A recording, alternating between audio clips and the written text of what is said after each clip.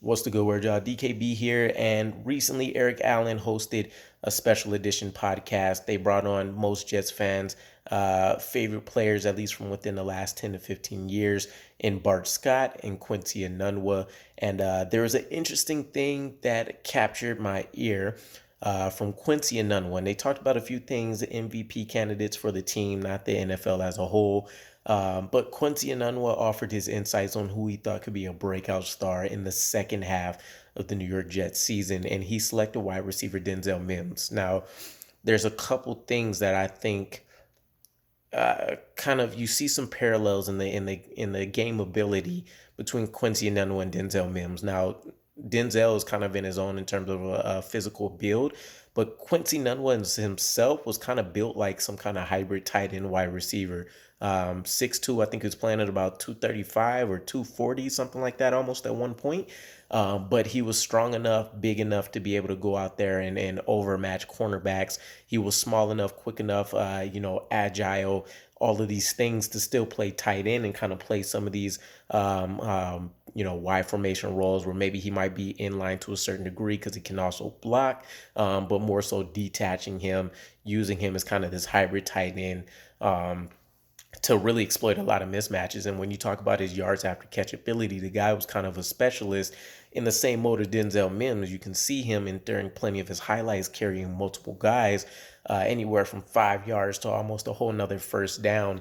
And he can also make some things happen for his own. And he's done it across the formations, at any point. Boundary receiver, inline tight end, separated, slot receiver. It didn't matter. So I loved kind of seeing him pick Denzel Mims as a guy. And as we've recently discussed, if for whatever reason Corey Davis has a long-term knee issue or it's reoccurring or it just impacts him, maybe he needs to be spelled more often.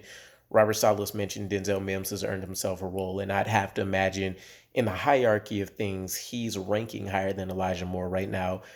As we talked about, he also fits the mold of what this offense is looking to do right now as being a plus blocker. He has the size. He can also go out there and make contested catches.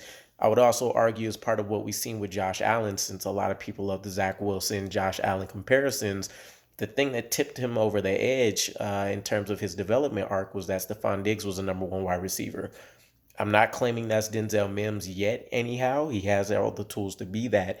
But he also, that was his really the first guy he got a chance to see that had a huge catch radius. Otherwise, he was playing with a bunch of slot wide receivers, essentially like Cole Beasley. So this just gives Zach Wilson another opportunity for when the accuracy isn't quite there or he really just needs to kind of force the issue. I trust Denzel Mims over Elijah Moore in these jump ball situations. We also know mentality wise, he's there.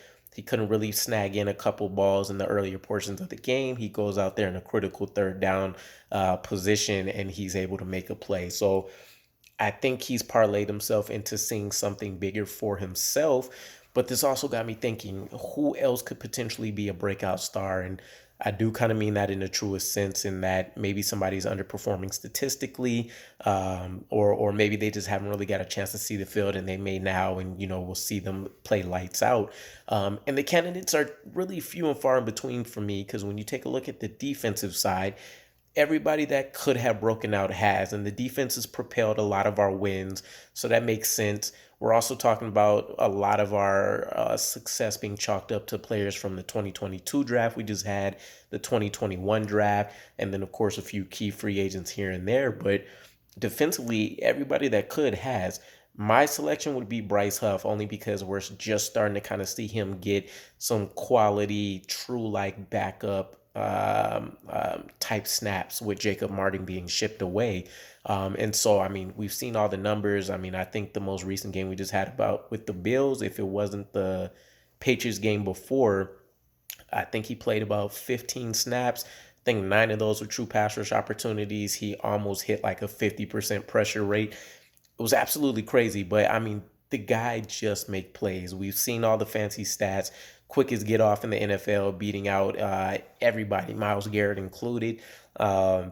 So I mean, we see the potential, and this is something that he's flashed repeatedly since we've been able to pick him up. And it's just been the matter that his health hasn't been on par, and finally having a healthy season. much like with plenty of other players, we're seeing him go out there and really kind of dominate. So, there's been calls for him to get a contract extension immediately. I mean, it's just been absolutely phenomenal how the fan base has responded, but he would be my pick.